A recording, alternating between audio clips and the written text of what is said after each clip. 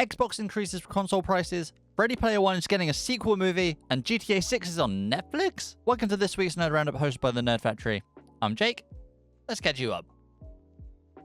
We got more news from Xbox this week. One piece of news is not so good, and the other kind is a little bit worrying for the future, but we will start with the latter one first. Xbox are thinking of doing a disc-to-digital program that will allow players to put their physical game disc into their Xbox and get a digital license for that game. It probably means that the next-gen Xbox could possibly be following PlayStation's decision to go all digital, which, if that is the case, this is actually a really good program on paper. It will give players the ability to still play their physical games, or no, not using the disc, but in a digital format, which is cool because you'll be able to play them on the new consoles. However, I still think that using the actual disc would be so much better. However, if the original disc is sold or given to someone else, if you're giving it to a friend as an example, and they then end up putting the disc into their console, the original owner will lose the license, as the digital license will then be transferred to the new owner that put it in their console.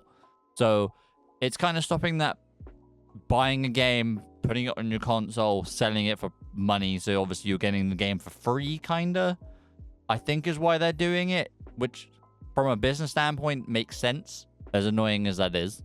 But in theory, this is not a terrible idea. It still gives you the ability to keep your games in theory, as digital licenses, again, are a weird thing. You don't technically own them. You kind of buy the license that can be revoked at any time. So I don't know how that works when you're going from a physical disc that you actually physically own to the digital copy that you don't necessarily own.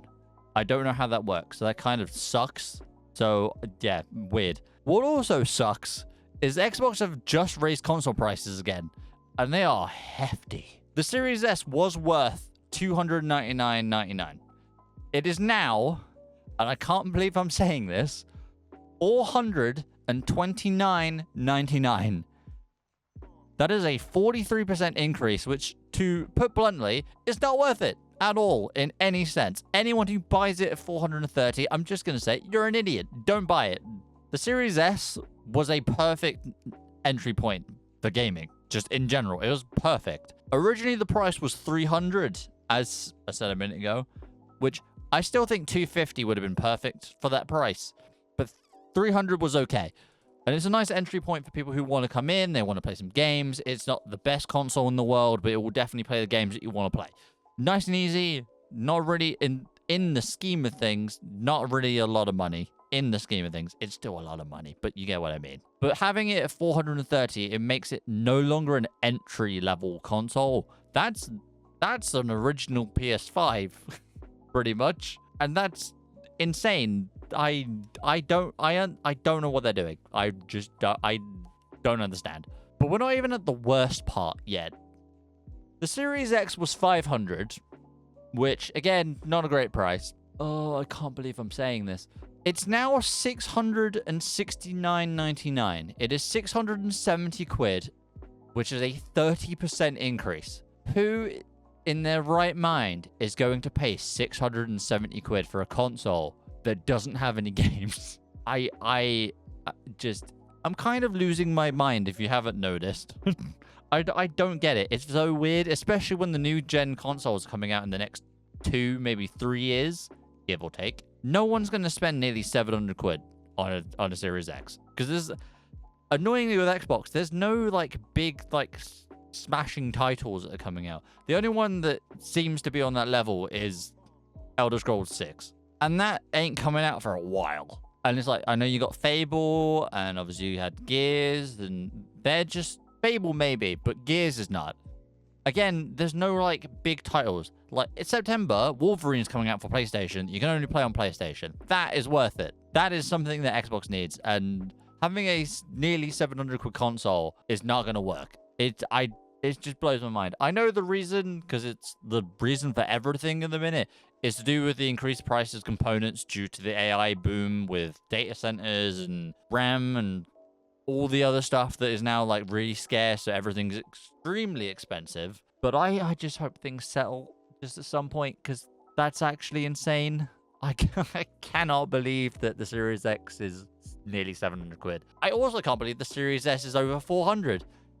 I think that's worse. But gaming is just becoming too expensive, and it makes me really sad because there's so many people that can't get into this awesome environment of playing video games and having fun, but people are just being priced out. And this is like the first generation that I'm aware of that console prices have gone up after release multiple times, and the consoles in past generations I don't actually think compare. Like, you've got the PS2 that went down. That was a great console. All of those consoles all went down in price, to my knowledge. It's crazy. Gaming's becoming too expensive, and it just needs to plummet, because otherwise we're gonna be paying £1,000 for the new consoles. Oh god. Oh, that's not gonna be good. Rockstar announced finally that their next look, which will be an extended one, will be coming out on August 27th at 8 PM UK time. However, where this extended look will surprise literally everyone that hasn't heard of where it's going. You would expect it to be on YouTube, but no, that would be so blatantly obvious. It's actually going on Netflix. Yeah, it's on Netflix. The amount of money that they must have paid Rockstar to get this there must be so many zeros. So many zeros. According to reports, Netflix will have 6 hours of exclusivity on this extended look before it is then released everywhere else. Annoyingly, you will need a Netflix subscription to see this if you can't wait the 6 hours, which for UK people, it's coming out at 8 PM, so it's going to be midnight. If my math... No, it's going to be 2 AM in the morning. My math sucks right now. 2 AM. So you're going to have to wait until 2 AM. So you literally will go to sleep and then wake up in the morning. It'll be there. We don't actually know what this extended look will show exactly. We're still waiting on gameplay trailer. So hopefully we'll get some gameplay stuff in this extended look. We also don't know how long this is going to be. I've seen reports that it can be an hour long. I've seen reports that it could be 20 minutes. No one really knows. They're just kind of spitballing for views. But I'm in the boat. As long as it's good, I don't really care. I luckily have a Netflix subscription. So I will definitely be watching it. But yeah, Netflix must have paid some absolute insane amount to get... It's not even exclusive in general. It's for 6 hours. It's for 6 hours, and they just have it for 6 hours, even though TikTok and all the social medias are going to be posting that instantly, and their 6 hours of exclusivity isn't going to matter at all. But yeah, that was insane. I was not prepared for that at all. Now you're all caught up. Yeah, that Netflix thing shocked me, and really, there wasn't much else being reported on this week. There were a few more announcements on X-Men castings, but I'm going to wait until D23 to get, like, actual confirmations on those before I say anything about it.